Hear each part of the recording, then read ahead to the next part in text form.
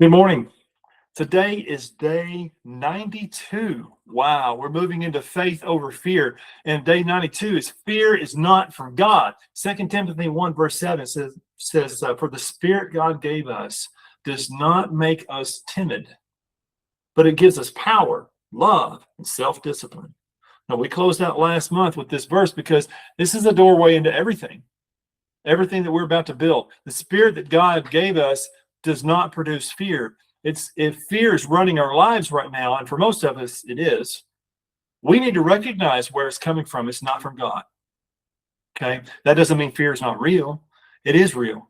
Financial fears are real. Fears about the future are real. The fear that we're not going to make it through this season, that's very real. But real and from God are two very different things. Fear is a response, and it's often a reasonable response to overwhelming circumstances.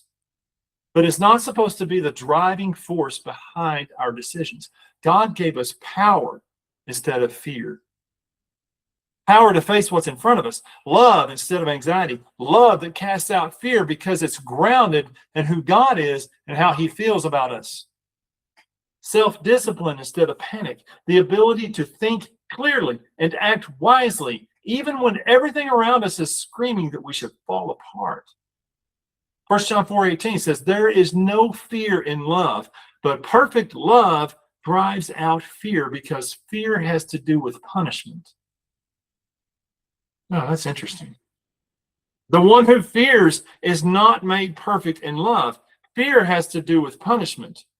And that's what we're sitting with. A lot of our fear is rooted in the belief that God is going to punish us.